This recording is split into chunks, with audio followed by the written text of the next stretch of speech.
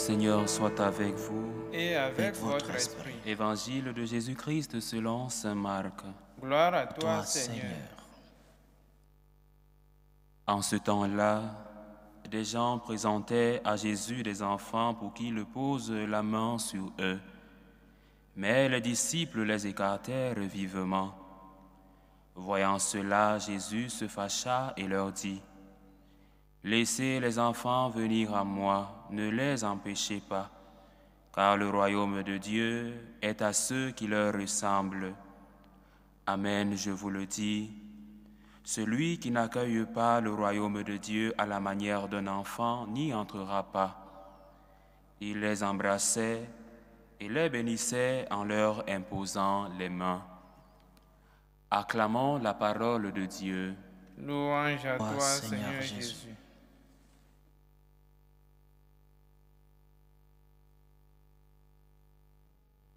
C'est possible que les disciples de Jésus aient cru que les enfants, avec leurs inévitables bruits, avec leurs jeux et leurs mouvements, leurs cris, ces attitudes inévitables chez les enfants, c'est possible que les disciples aient cru que les enfants dérangeaient notre Seigneur et que le Seigneur avait besoin de concentration pour faire réaliser son travail.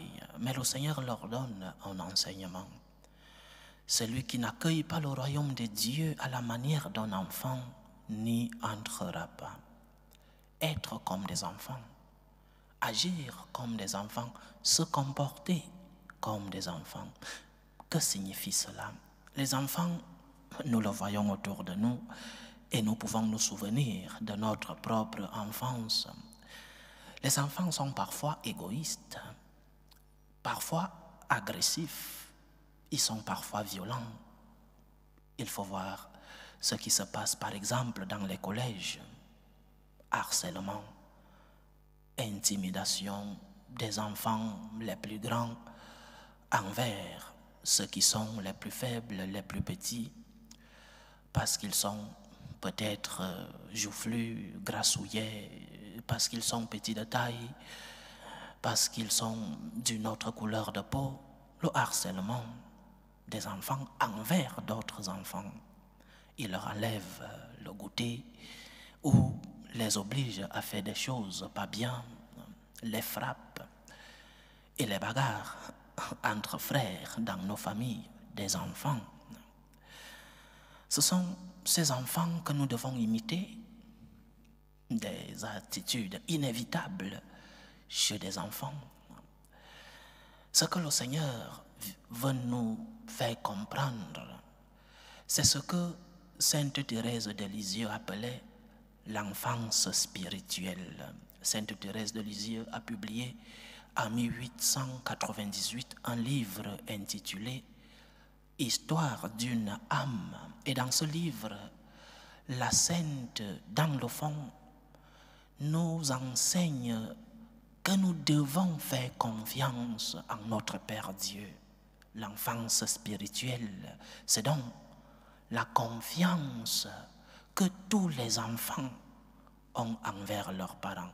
Lorsqu'un enfant rentre de l'école, par exemple, et qu'il trouve un plat de nourriture sur la table, cet enfant ne se doute pas, ne se pose pas de questions sur « ma maman veut-elle m'empoisonner ?»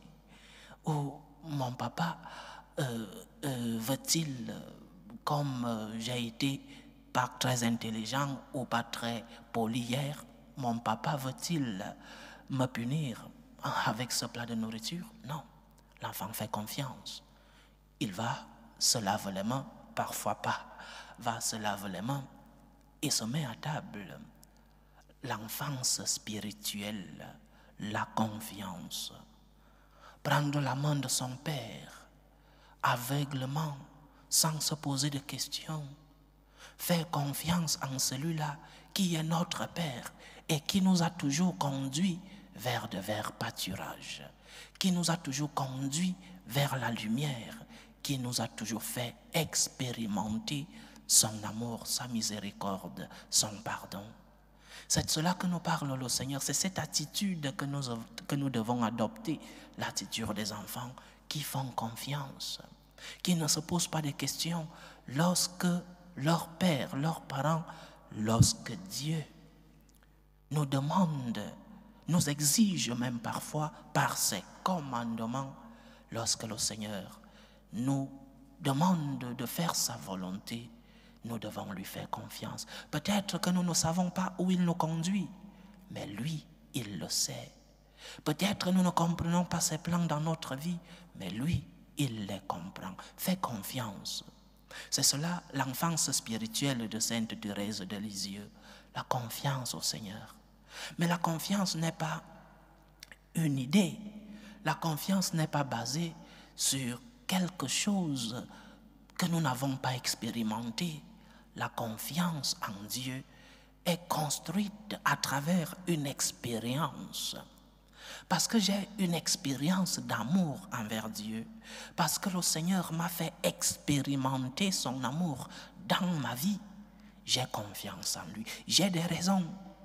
J'ai des preuves de l'amour de Dieu. Le Seigneur m'a montré par des démonstrations et des preuves. J'ai beaucoup de raisons pour faire confiance en Dieu. La confiance, pour nous les chrétiens, ce n'est pas un mot vide sans contenu. La confiance est une expérience. J'ai confiance parce que j'ai expérimenté l'amour de Dieu. Regarde ta vie. Regarde ta vie. N'as-tu pas de raisons pour pouvoir faire confiance en Dieu lorsque tu ne comprends pas ses plans? Regarde ta vie. Regarde ton passé. N'as-tu pas des preuves de l'amour de Dieu? Fais-lui confiance. Lorsque tu ne comprends pas, souviens-toi des moments de lumière. Lorsque tu ne comprends pas les plans de Dieu, pourquoi Seigneur cette maladie? Pourquoi Seigneur mes enfants? Pourquoi Seigneur je n'arrive pas à comprendre tes plans dans ma vie? Pourquoi malgré mes efforts je n'arrive pas à trouver un travail? Pourquoi acceptes-tu qu'un parent perde son enfant? Pourquoi? Beaucoup de questions. Mais dans le silence de notre cœur, souvenons-nous de l'expérience de l'amour. Nos questions trouvent des réponses dans notre expérience de l'amour de Dieu. Tu as expérimenté l'amour de Dieu.